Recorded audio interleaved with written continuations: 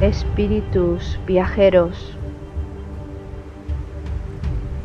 os damos la bienvenida y os invitamos a uniros a esta caravana espiritual.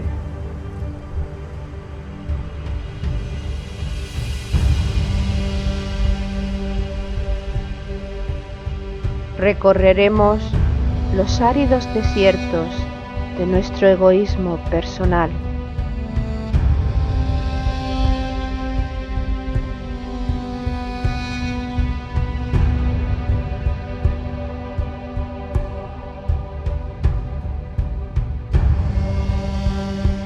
Navegaremos sobre las aguas de los mares y océanos creados por nuestras emociones.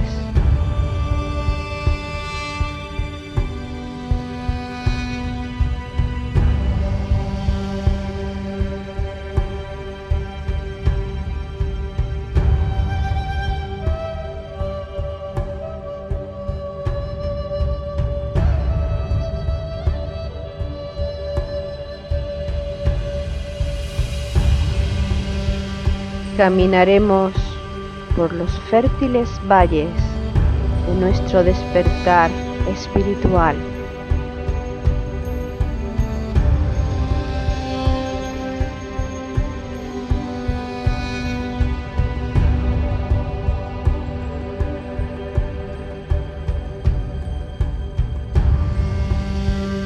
Iniciaremos el ascenso a la montaña sagrada, la morada de nuestro espíritu.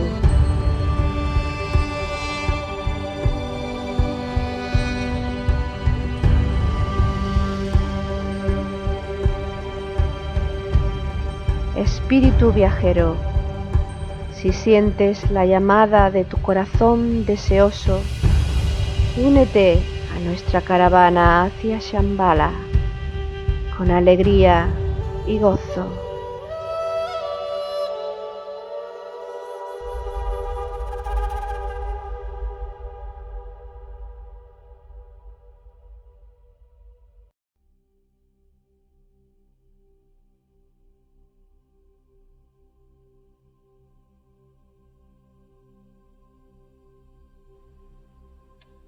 No se turbe vuestro corazón.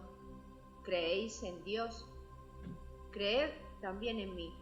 Yo soy el camino, la verdad y la vida. El que me ha visto a mí, ha visto al Padre. El Padre que permanece en mí es el que realiza las obras. Creedme, yo estoy en el Padre y el Padre está en mí. Al menos creedlo por las obras. En verdad os digo, el que crea en mí, hará él también las obras que yo hago, y hará mayores aún, porque yo voy al Padre. El Espíritu de la verdad está en vosotros. No os dejaré huérfanos, volveré a vosotros. El Espíritu Santo, que el Padre enviará en mi nombre, os lo enseñará todo y os recordará todo lo que yo os he dicho. Os dejo la paz. Mi paz os doy. No os la doy como la da el mundo.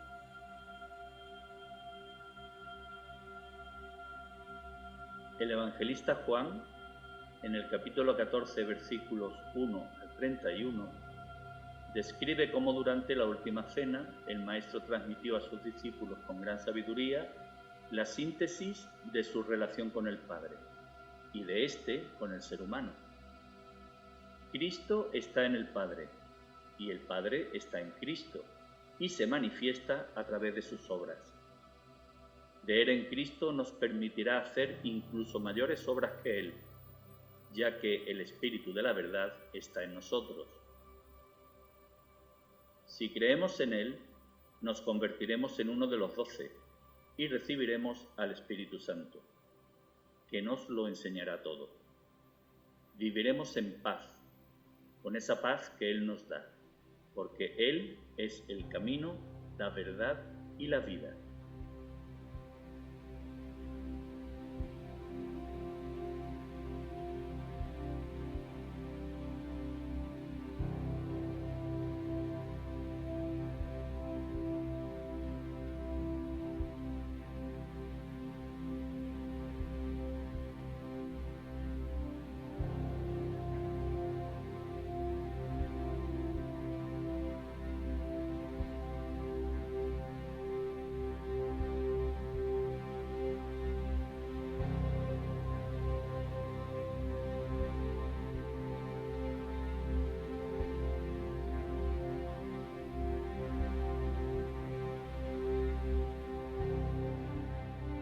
espíritus viajeros, almas en evolución, os damos la bienvenida y os invitamos a que nos acompañéis en esta 14ª jornada de nuestra caravana espiritual hacia Shambhala. Organizan la caravana Loli Bermúdez y Paco Ortiz. Deleitan nuestros oídos las sinfonías musicales compuestas por Jesús Aragón y Juan Carlos García. Enriquecen nuestro conocimiento los comentarios de Ana Castro y Jesús Jurado. Os damos la bienvenida, Ana, Jesús, y os agradecemos el que permanezcáis fieles a la caravana una jornada más. Pues gracias a vosotros, organizadores, y efectivamente aquí estamos un día más para compartir con todos los que nos quieran acompañar. Pues como dice nuestra compañera Ana Castro, ya habéis dicho vosotros, una jornada más en el camino hacia Shambhala. Jornada a la que le hemos puesto por título Cristo, palabras de sabiduría.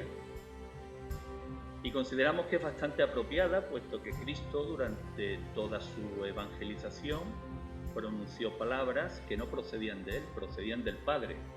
Al igual que las obras que él realizaba, las realizaba en nombre del Padre, porque era el Padre quien estaba en él. Sobre sus enseñanzas y sus palabras de sabiduría hemos venido hablando en jornadas anteriores. Ya hicimos mención a que durante su primer acto realizado como Cristo, acto público en la boda de Canaán, le dirigió a su madre unas palabras bastante extrañas a los oídos de quienes las oyeron.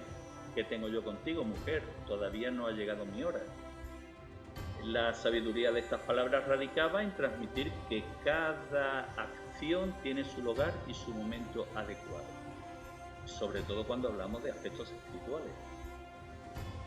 A continuación, pocos días después, realizó el Sermón de la Montaña, en el que Cristo transmitió las bienaventuranzas, en las que explicó a todos los seres humanos, a todos aquellos que querían oír en aquel momento y que quieren oír en este momento actual sus palabras, transmitió cuál debe ser la forma de ser de cada ser humano, la forma en la que nos debemos conducir en la vida. Y a continuación, en este programa, pues iremos analizando esas pequeñas frases que a lo largo de su evangelización él fue pronunciando y que encierran una gran enseñanza. Comenzamos con la primera, una frase a la que posiblemente se le haya dado una interpretación errónea. Si alguien te da una bofetada en la mejilla derecha, preséntale la izquierda. En realidad deberemos entender con esta expresión del Maestro que tenemos la oportunidad de salirnos del mundo de la dualidad. Si reaccionamos en contra de esa acción, estamos viviendo la dualidad.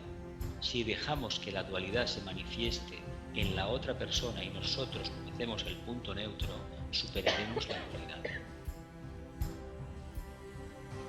Yo también diría en estas palabras que efectivamente en espiritualidad, y como todos sabemos, todo es simbólico.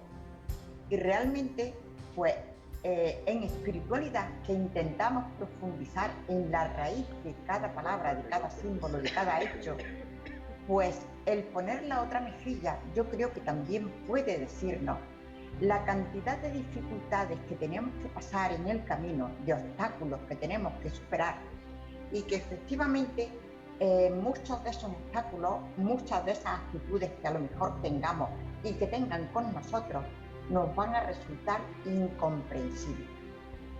Y que no tenemos que alterarnos, no es que tengamos que poner la otra mejilla literalmente, sino que tenemos que seguir adelante cumpliendo con nuestro deber. Sed perfectos como vuestro Padre Celestial es perfecto. Hemos de hacer lo posible y lo imposible cada día por vivenciar en nuestro ámbito laboral, social, humano, el camino de la perfección. Hemos de ser plenamente responsables de todo aquello que hacemos. Por lo tanto, hemos de ser plenamente conscientes de lo que hacemos. Todo el mundo hemos oído y decimos con frecuencia lo de llegar a ser perfecto.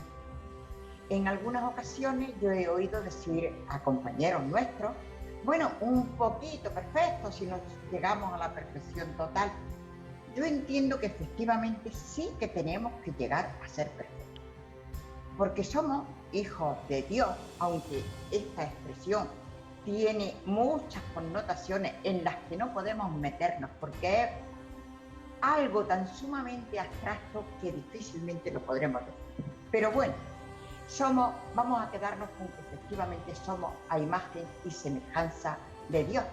Si Dios, el creador, el hacedor de todo, es perfecto y nosotros somos a su imagen y semejanza y somos unidad, tenemos que hacer que esa unidad sea perfecta.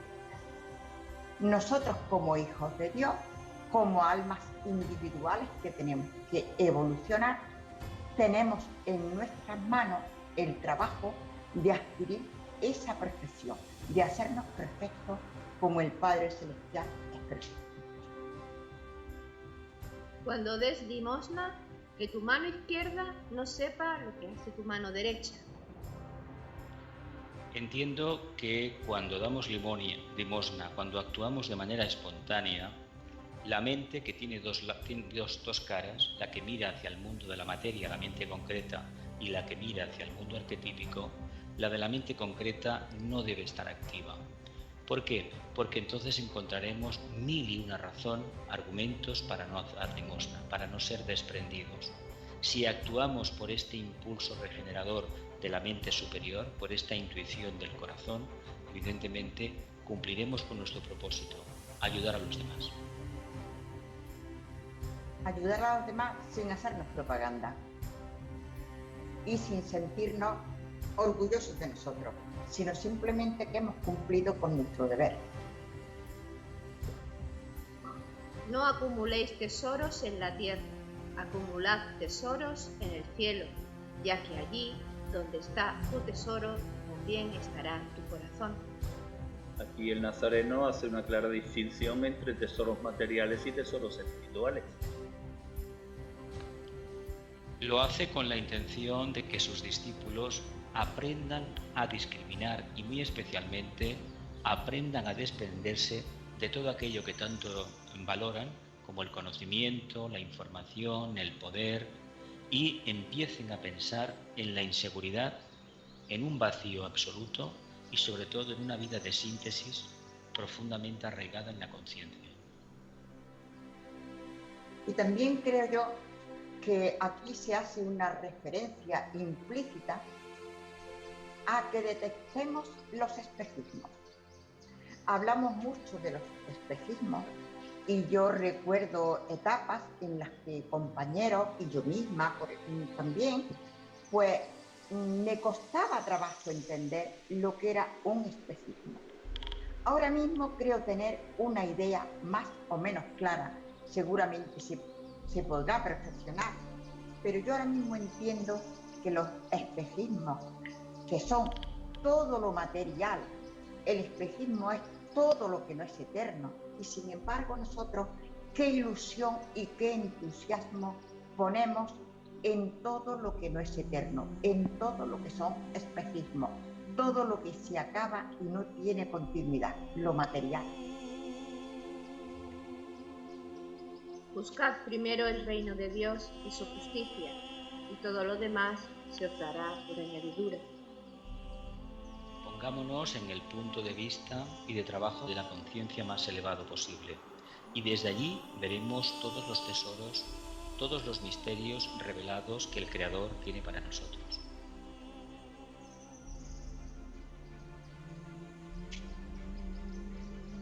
No juzguéis si no queréis ser juzgados. El conocimiento de uno mismo, la autoobservación, lo primero que expresan es que no somos quienes para poner en duda los principios de los demás, básicamente porque todavía no hemos podido integrar nuestra forma de actuar. Y aquí podríamos hablar también de que efectivamente somos libres. El gran atributo que tenemos todos los humanos de nuestra libertad es lo que nos permite desarrollar nuestra espiritualidad, porque no habrá desarrollo de la espiritualidad si no actuamos en libertad. De hecho, ni siquiera tenemos que ser dependientes de ningún maestro. De los maestros recibimos las enseñanzas. Nosotros tenemos que quedarnos con aquellas que entendamos y las iremos entendiendo a medida que vamos evolucionando. Entonces, ¿cómo vamos a juzgar nosotros la libertad del otro si esa libertad nos viene dada a todos absolutamente? Esa libertad nos otorga el poder de equivocarnos y de acertar, y de esta manera corregirnos a nosotros mismos. Luego yo creo que es algo absolutamente lógico, pero que con muchísima frecuencia nos atrevemos a juzgarnos unos a otros. Ves la paja en el ojo ajeno y no la viga que está en el tuyo. Algo que hacemos todos, incluido quien habla. Es una característica de la mente concreta. Creer que uno, porque tiene a lo mejor un poder mental más definido, puede criticar, puede analizar, pero en el fondo es una herejía de separatividad infinita, ver solamente las limitaciones en los demás, por pequeñas que éstas sean, y no darse cuenta que uno vive en un auténtico espejismo de superioridad.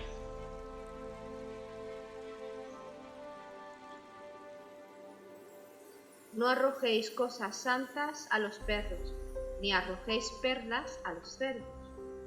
No debemos considerar perros y cerdos como algo despectivo. No, son niveles de conciencia. Entonces, cuando anhelemos compartir con los demás, primeramente midamos la capacidad de aceptación que puedan tener nuestras palabras. Si no vemos a través de los actos a una persona santa, ahorrémonos el tema de dar a conocer ciertas capacidades o ciertos estados de conciencia superiores. Pero es bueno hacer hincapié en que nadie se crea que eso es una expresión despectiva, que hay personas que creen que cuando se utiliza esta expresión, que es de la Biblia, no arrojéis perlas a los cerdos, es que se está menospreciando. No se menosprecia absolutamente a nadie. Únicamente para todo hemos de estar preparados. Y el que habla, el que da algo, el que comparte, a veces no tiene que esforzarse en exceso si ve que la capacidad del otro no lo va a entender. No pasa nada. Si nadie somos ni más ni menos, pasamos todos por distintos niveles evolutivos y los tenemos que pasar todos absolutamente. A continuación, una frase muy corta que pronunció el nazareno y que expresa con magistral sabiduría la síntesis de la búsqueda espiritual. Pedid y se os dará, buscad y encontraréis, llamad y se os abrirá. Todo buscador de la luz, todo buscador de la esencia ígnea debe ser osado, debe ser diligente, debe ser resolutivo. Por lo tanto, ha de pedir, ha de buscar, ha de llamar a la puerta de la conciencia superior. Ha de ser valiente, en definitiva. Yo también creo una cosa, que en esta frase de pedir y se os dará, buscad y encontraréis, llamad y se os abrirá, está implícita la ley de atracción. Y hemos de tener mucho cuidado, porque se nos puede conceder lo que pedimos. Pero si esas peticiones no contemplan la ley divina, podemos estar generando karma que antes o después se nos va a pasar la cuenta. A veces hay muchas personas, muchos compañeros que hablan de determinadas que podemos pedir todo y si de verdad lo pedimos con entusiasmo, con fuerza, se consigue. Ahora bien, habría que preguntarnos también, ¿esa petición está conforme a la ley? esa petición es un interés particular del que lo pide, un interés de la personalidad, o es una petición dirigida al bien común. Si no está dirigida al bien común, no está contemplando la ley divina. La petición se puede cumplir, pero indiscutiblemente algún día llegará el karma. Por sus frutos los conoceréis.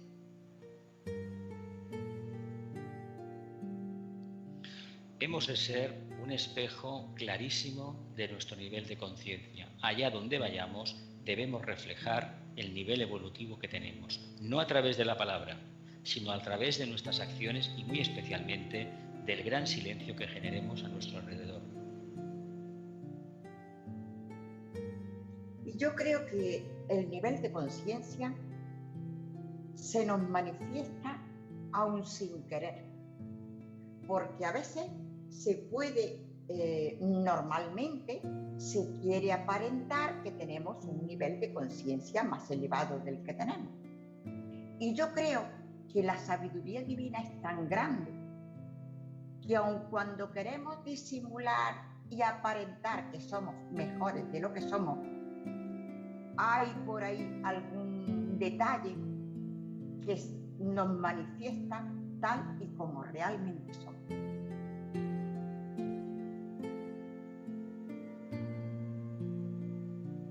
El evangelista Mateo y el evangelista Marcos describen un pasaje en el que el nazareno llegó a descansar a una higuera, tenía hambre y deseó coger sus frutos. La higuera no tenía frutos y la reacción del nazareno fue la siguiente: Que jamás nazca fruto de ti. Y la higuera se secó. Cuando hay una actitud negativa en la vida y se vive en ella, en esa actitud negativa, es mejor que no haya ningún fruto negativo. Mientras no se haga un proceso de transformación, de renunciación, de transfiguración, es mejor no dar frutos. Y yo creo que también se nos está diciendo en este pasaje que no desperdiciemos los talentos que se nos entregan, que se nos dan los talentos para multiplicarlos y para compartirlos, porque si no lo hacemos así, actuará la ley del karma, que no es ningún castigo en absoluto, sino es una respuesta a nuestros actos, y efectivamente podemos hacer un daño que ni siquiera nos esperamos, el primero para nosotros mismos. Básicamente parece que viene a decir que nosotros somos la higuera y que en las múltiples circunstancias de la vida se presentan a nosotros múltiples maestros.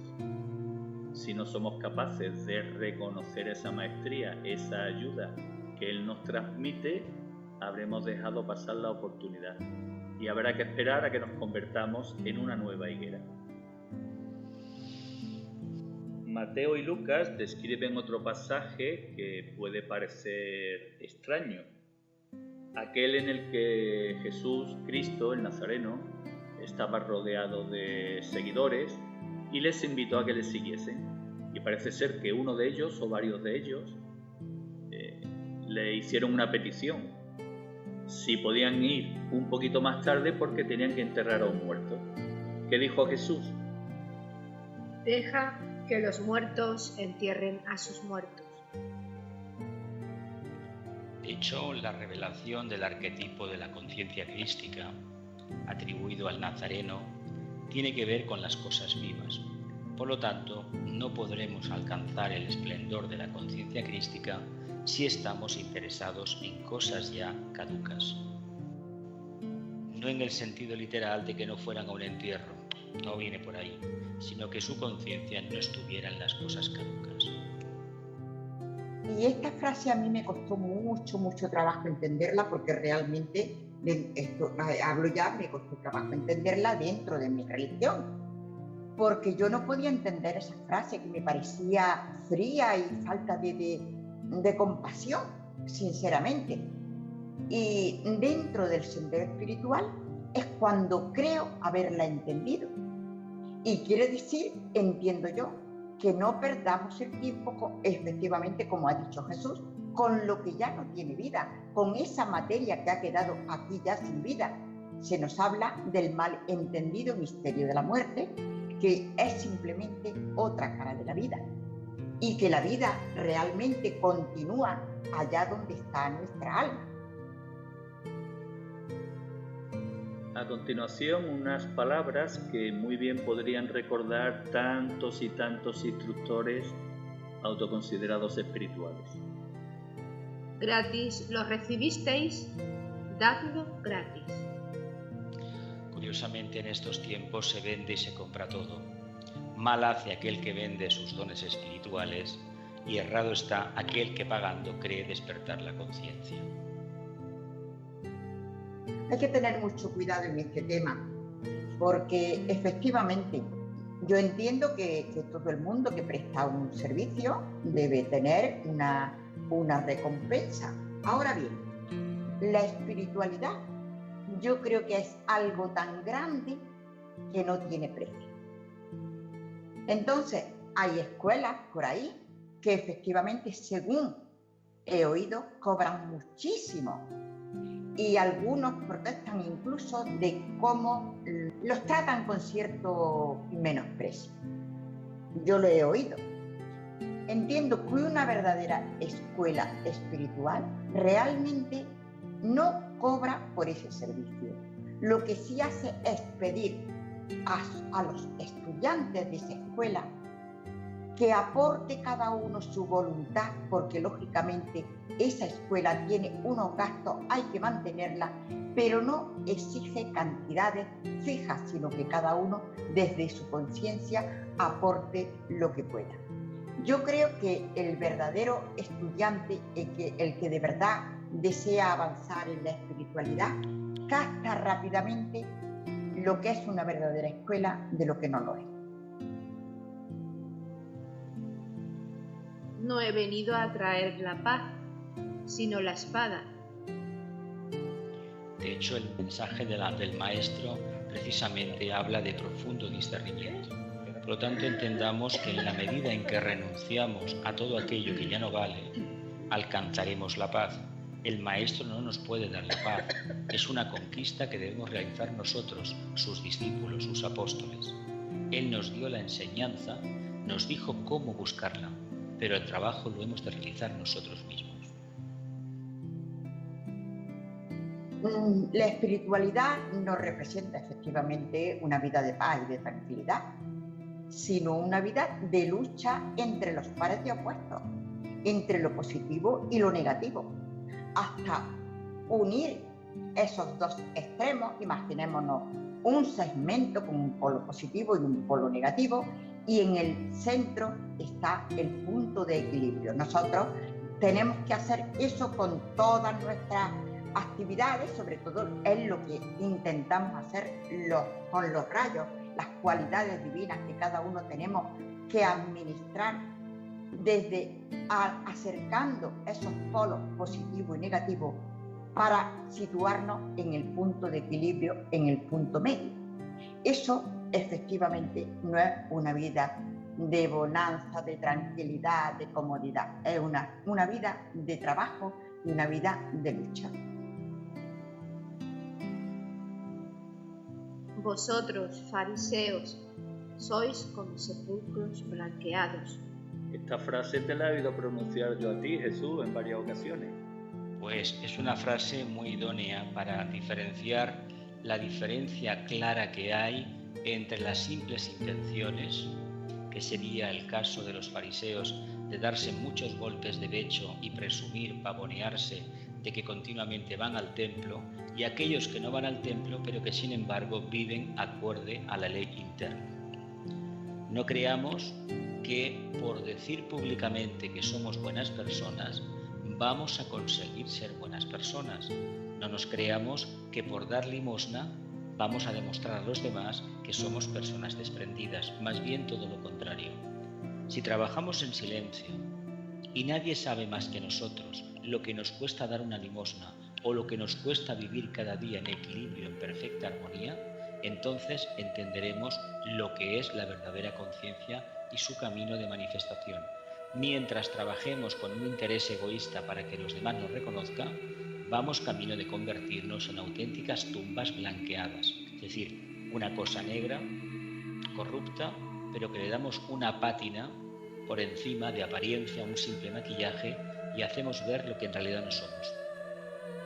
En espiritualidad hemos de ser muy valientes y no violentos. Pero sí valientes porque para no ser sepulcros blanqueados, seguirnos la corriente unos a otros, hemos de ser honestos, humildes y expresarnos desde nuestra conciencia, sin arrollar a nadie, sin soberbia, pero expresar nuestra conciencia. Y eso es realmente difícil, pero seguro que no seremos sepulcros blanqueados. Una cualidad de la conciencia manifestada es la humildad. El que se ensalza será humillado, y el que se humilla será ensalzado. La verdad, hay que reconocer la propia valía. Hay que saber realmente en qué nivel de conciencia uno está. Cuando uno se conoce a la perfección, acordémonos del famoso oráculo de Delfos: hombre, conócete a ti mismo, modo imperativo, una obligación que tenemos de conocernos. Y cuando esto suceda, vamos a saber lo siguiente: no podemos presumir de nada especial, sino aferrarnos a una conciencia que está en continua evolución, más que nada porque no sabemos todavía lo que nos espera por el camino.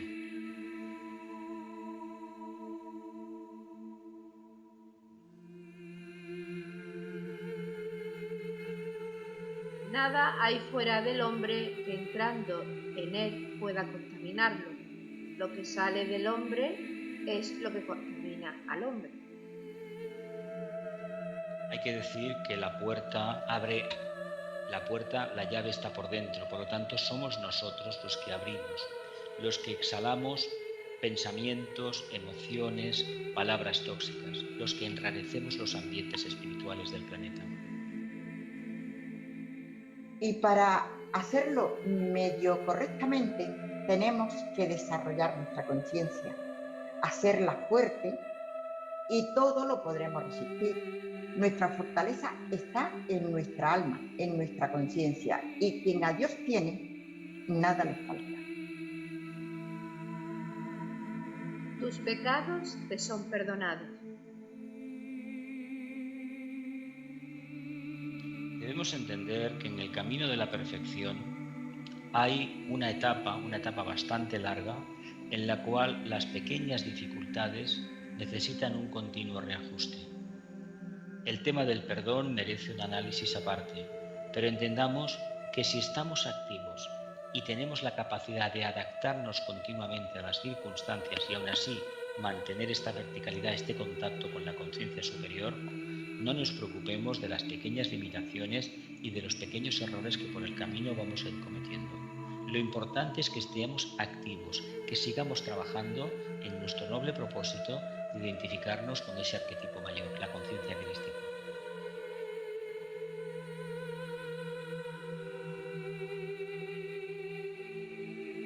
Además, el concepto de pecado sugiere implícitamente al ser humano o induce al ser humano a crear en su interior un sentimiento de culpabilidad, que va acompañado a la necesidad de que tenemos que acudir a un intermediario para que interceda entre el Padre y entre nosotros y condone esos pecados.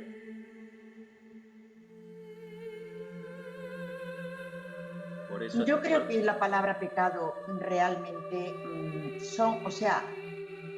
las palabras bíblicas, que no sabemos cuántas traducciones habrán tenido, a lo mejor no es ni siquiera la exacta, pero en cualquiera de los casos, todas esas palabras en espiritualidad deben tener un significado lo más correcto posible. Entonces, realmente, si no hay evolución sin involución, el concepto pecado estaría en la involución, en esa introducción en la materia, en lo más denso, Y no creo que sea pecado, porque eso forma parte de la evolución.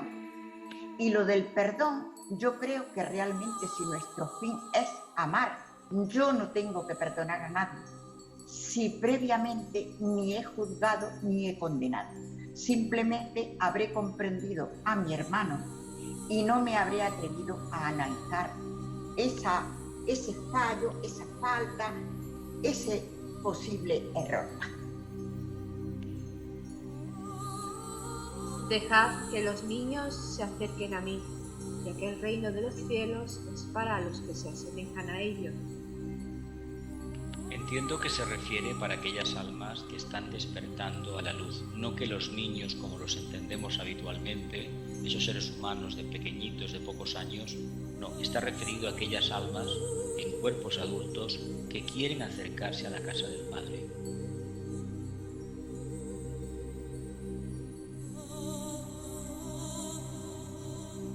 Creed en la luz, a fin de que seáis niños de la luz.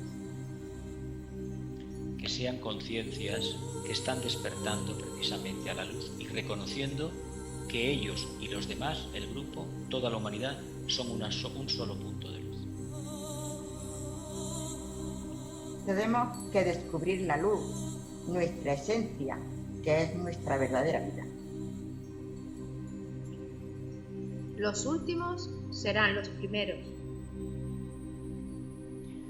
Los últimos son los primeros en tanto y en cuanto en un nuevo periodo evolutivo a los últimos de la anterior evolución se les coloca los primeros para empezar la evolución nueva.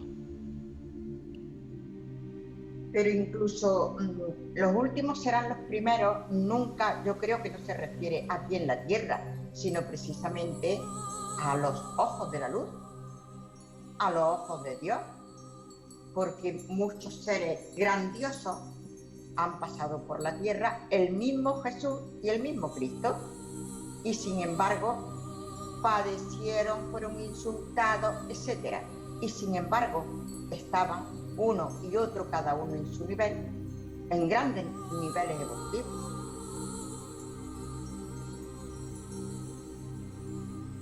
Muchos son los llamados y pocos los elegidos. Son muchas las enseñanzas religiosas y posiblemente muy pocos los que las siguen desde el corazón.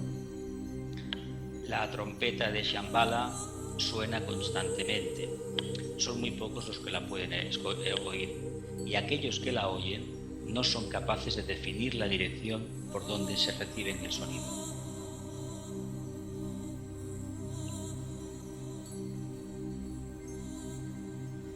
Bienaventurados aquellos siervos a quienes su Señor, cuando venga, halle velando. La inspiración siempre que nos venga cuando estamos plenamente activos. No estamos ociosos ni vagando, sino plenamente activos. Se nos llama mucho la atención en la Biblia que estemos atentos, que estemos despiertos, que estemos con las lamparillas encendidas, y realmente en el terreno espiritual no podemos dormirnos, porque es muy fácil caer. Si quieres ser perfecto, vende lo que tienes y dáselo a los pobres, y tendrás un tesoro en los cielos. Luego, ven y sígueme. De hecho, la lección del desapego, del desprendimiento, de la ausencia de la avaricia, la gula, la comodidad, etcétera, etcétera, son indicios de que hay algo en nosotros que debemos cambiar. En el momento que nos desapegamos de los bienes, no quiere decir que los repartamos tan literalmente a los pobres, sino que si perdemos algo de nuestra riqueza, no montaremos ningún drama. Entenderemos que forma parte de la propia vida el tener y el no tener, el ganar y el perder.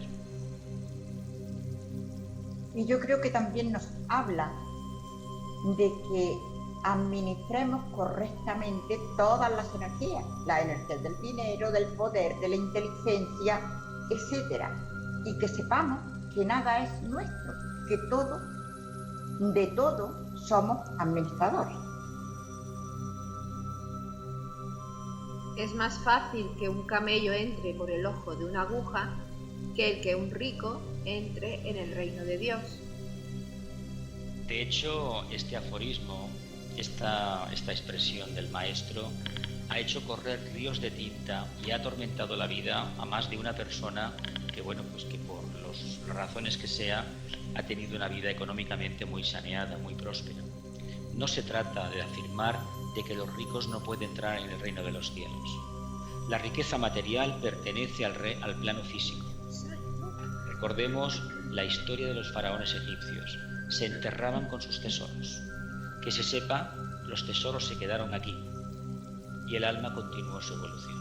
Por lo tanto, entendamos que si estamos desapegados a las apetencias materiales, el tesoro espiritual será el único que nos podremos llevar a los reinos interiores. Y es muy peligroso la atracción del dinero.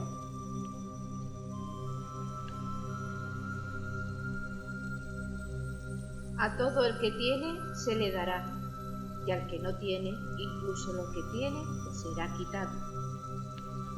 Volvemos al tema del apego. Si nos identificamos, por ejemplo, con un atillo de ropa o una caja de cartón que dormimos en la calle con ella, y nuestra vida depende de que si realmente perdemos la caja esta de cartón o el colchón que tenemos tirado debajo del puente, hacemos un drama, evidentemente ese colchón nos lo van a quitar.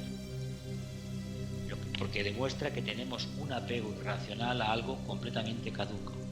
¿Es necesario tenerlo durante un tiempo? Sí, evidentemente, pero no aboquemos toda nuestra conciencia a la posesión de ese objeto. Esto sirve igualmente para ciertas supuestas verdades filosóficas o religiosas, en tanto y en cuanto no se transmutan en realidades de conciencia. Es muy difícil llegar a estas conclusiones y estar convencidos de ellas, porque realmente, ¿qué es nuestro? Lo nuestro es exclusivamente nuestra conciencia, que la tenemos que cuidar, que desarrollar y que hacerla perfecta. Por lo cual, todo lo demás quedaría en un lugar secundario. Pero llegar a esta conclusión realmente es difícil y es la evolución la que nos va permitiendo llegar a estas conclusiones. Dad al César lo que es del César y a Dios lo que es de Dios. Nadie puede servir a los señores. No podéis servir a Dios y a las riquezas. Hemos de decantarnos por el mundo del alma y dejar de lado el mundo de la forma, de la personalidad, por muy hermosa, florida y placentera que ésta nos pudiera parecer. Siempre hemos de enfocar la conciencia hacia lo más espiritual, lo más sublime, lo más inmaterial.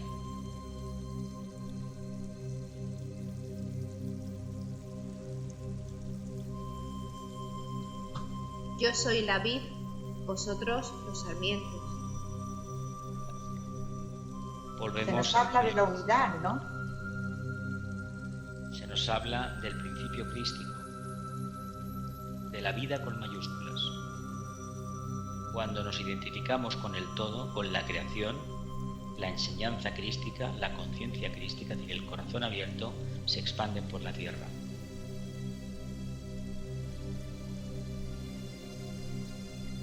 Si tenéis fe como un grano de mostaza, diréis a este monte, desplázate de aquí hacia allá, y se desplazará, y nada os será imposible. Precisamente no hemos de dudar nunca de la capacidad que tiene la abertura del corazón, la conciencia crística o el conocimiento perfecto de uno mismo. Y se refiere a los poderes del alma.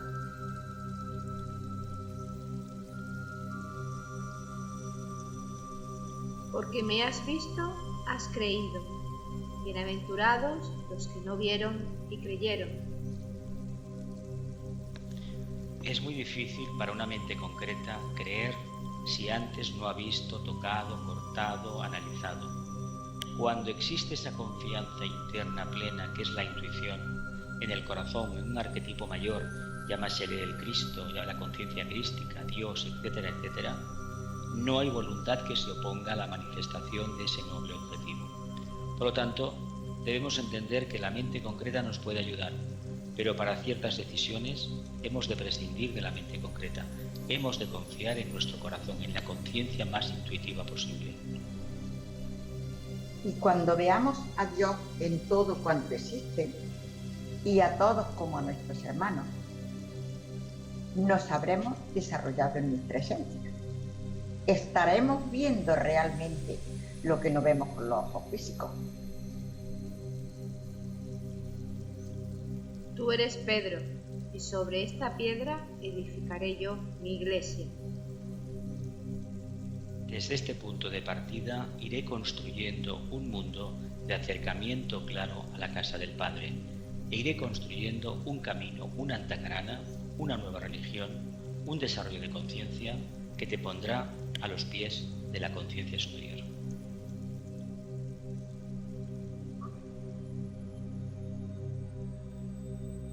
Donde 2 o 3 están reunidos en mi nombre, yo me encuentro entre ellos. El trabajo grupal es la base de la expansión de la conciencia. A nivel individual, la conciencia no se puede expandir, aunque nuestro karma de vez en cuando nos obligue a estar solos, apartados del resto del grupo de los humanos. Hemos de entender que el trabajo interior, ese trabajo que hacemos cada día en la soledad nuestra personal, debe ser abocado exclusivamente al grupo, para nadie más. Por eso no podemos trabajar nunca para el enaltecimiento y enriquecimiento del yo, sino para el otro, para el grupo, para la humanidad. Y es el servicio el que nos hará crecer. Y el servicio a veces pensamos que nosotros lo estamos haciendo a los demás, pero a nosotros también nos lo están haciendo, incluso a veces haciéndonos sufrir. Destruid este templo y en 3 días lo levantaré. Cuando el propósito se ha alcanzado, la determinación es tan grande que podemos realmente, precisamente, llegar a esta prueba iniciática maravillosa. Nada más y nada menos que los 3 días pueden ser relacionados con esas 3 opciones que tenemos, una para cada un vehículo de la orden de la personalidad.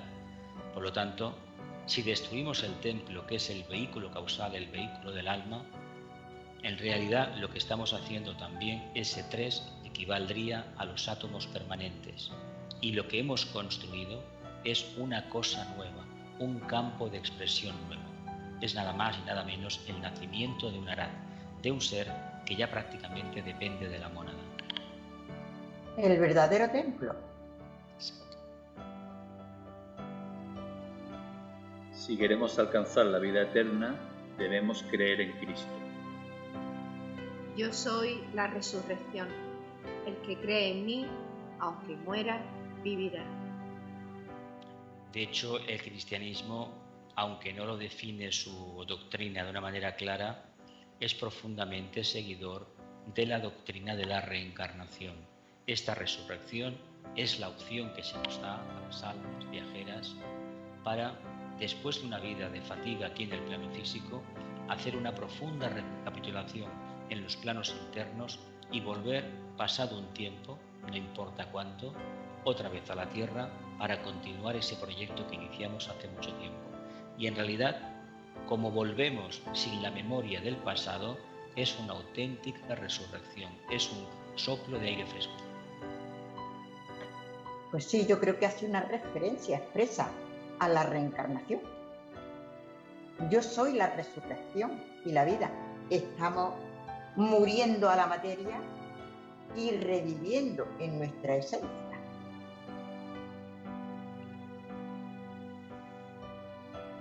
Yo soy el camino, la verdad y la vida. En realidad, la conciencia crística nos habla de los 3 grandes aspectos de la divinidad: la luz, el amor y la voluntad al bien. Si realmente los podemos vivenciar en el plano físico, nos estamos convirtiendo en faros de luz que van a desintegrar toda la oscuridad de nuestro medio ambiente. Ese es el propósito de la enseñanza cristiana y ese es el propósito que hay detrás de todas las religiones organizadas de la Tierra.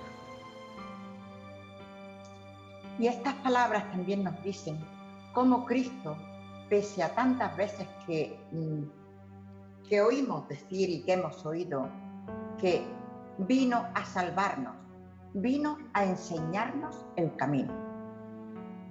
Vino a enseñarnos cómo se hace el camino. Y se hizo fuerte aguantando las caídas, las burlas, los desprecios, el hambre y la sed. Y ese es nuestro camino, el que nosotros tenemos que hacer. Y Él nos dio su ejemplo.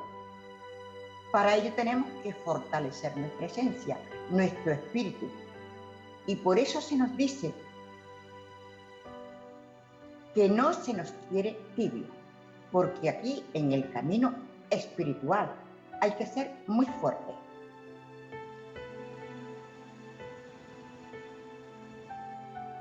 Yo estoy en mi Padre y vosotros en mí y yo en vosotros. Si alguien me ama, guardará mi palabra y mi Padre le amará.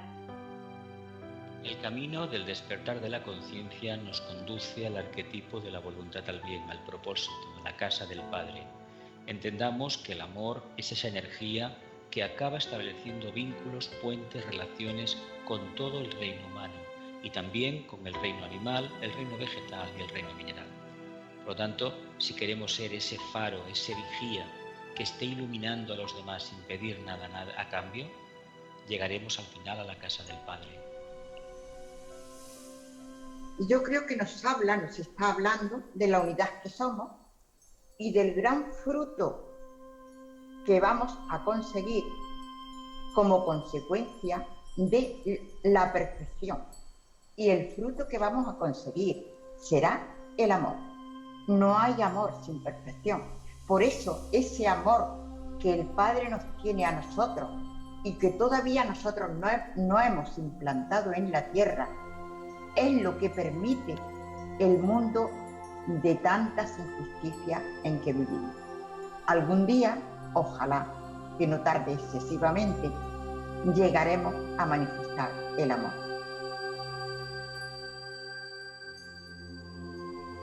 Os dejo la paz, os doy mi paz. No os la doy como el mundo la da. El Maestro, el Nazareno, el Cristo, el gran peregrino, irradiaba. Una profunda energía salía de su corazón, de su chakra cardíaco, y esa energía era capaz de resucitar a los muertos en el sentido no literal del término, sino de todos aquellos que estaban desorientados podían encontrar la luz.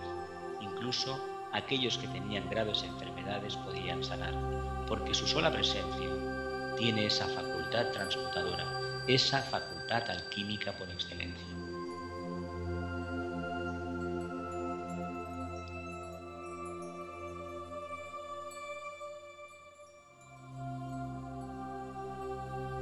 Donde 2 o 3 están reunidos en mi nombre, yo me encuentro entre ellos.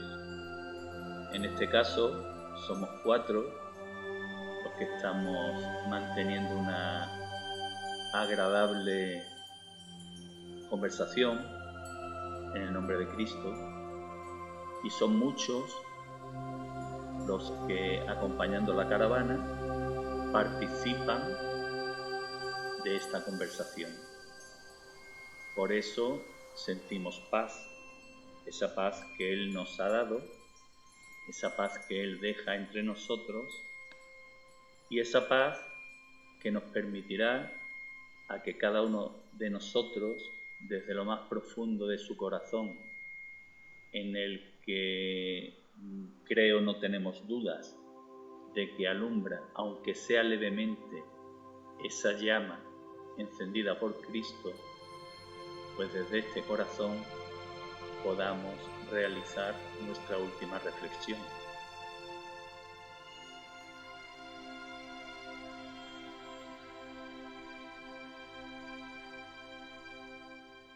Es una gran oportunidad poder reflexionar sobre las bienaventuranzas, sobre estas frases mántricas que cuando se las mira, pasado el tiempo, cada vez se le encuentra un significado más profundo.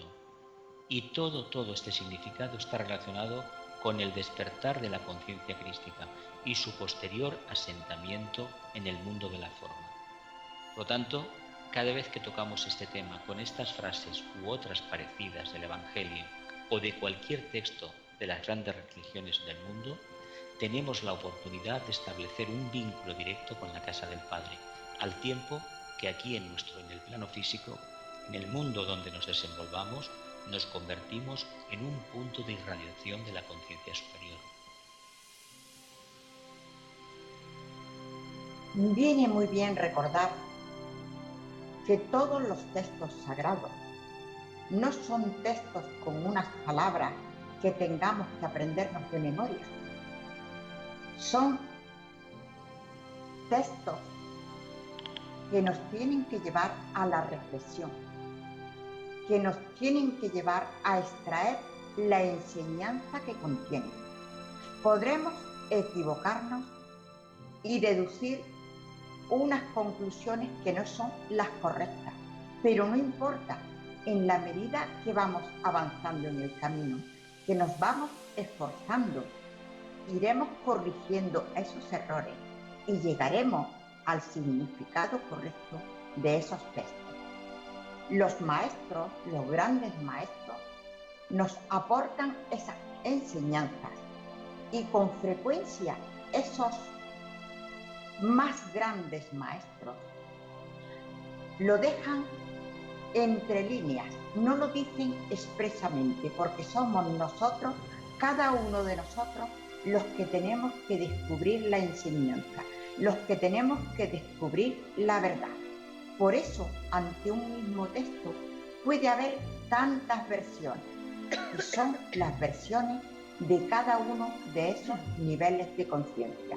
No pasa nada, simplemente lo bueno entiendo que debe ser exponer desde la conciencia con humildad, con respeto, y que eso le sirva o nos sirva a todos para seguir reflexionando y extraer nuestras propias conclusiones.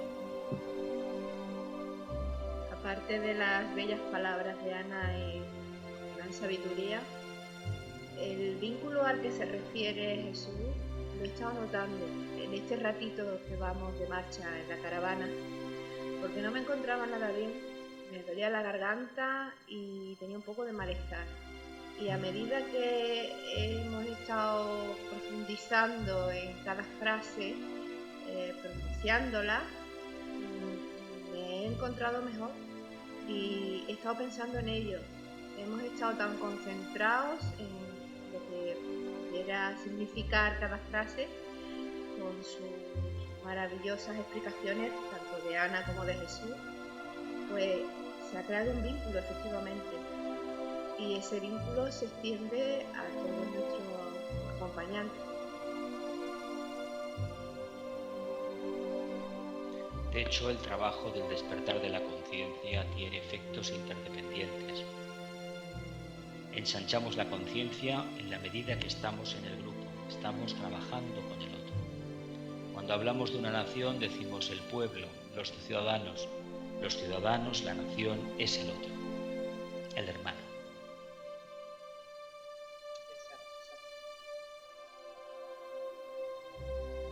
Cristo vino al mundo hace algo más de 2000 años para derribar los viejos ídolos, para modificar el concepto que de Dios tenía el ser humano, ese Dios opresor, irritable, ese Dios del Antiguo Testamento. Y nos dio el gran mensaje: Dios está en nuestro interior. Y es en nuestro interior y no en el templo donde debemos orar. Y además de decirnos esto y de que el amor era el camino, nos enseñó, o nos proporcionó, mejor dicho, la herramienta con la que tomar plena conciencia de la existencia de Dios en su interior. Transmitió a todos los seres humanos, no solo a los cristianos, el Padre Nuestro.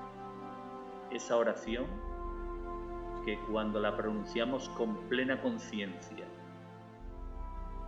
de la intencionalidad de sus palabras, de su contenido, realmente ejerce un efecto transmutador en el ser humano, y esa transmutación se va manifestando en el desarrollo del amor crístico, que evidentemente se va expandiendo de modo gradual, puesto que nos queda mucho camino por recorrer hasta llegar al nivel del gran Nazareno. En definitiva, Cristo nos enseñó que no necesitamos de intermediarios para llamar a la casa del Padre, para llamar a su puerta. Él está en nuestro interior, y a través de la purificación de nuestra personalidad, de hacernos en definitiva mejores personas de un modo consciente, tenemos la herramienta para alcanzar este nivel.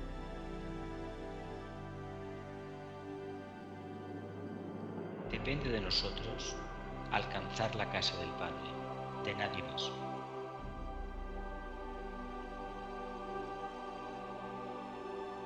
Espíritus viajeros, almas en evolución, hemos llegado al punto y final de esta maravillosa jornada. Jesús de Nazaret nació entre la sociedad judía para dar ejemplo de vida y para transmutar la ley del talión, la ley del ojo por ojo, diente por diente, transmutarla por la ley del amor. Por ello, cuando pronunció el Sermón de la Montaña, habló sobre la necesidad que cada ser humano tiene de amar a los enemigos. Durante la última cena, el Maestro dio a sus discípulos el último mandamiento: amaos los unos a los otros como yo os he amado.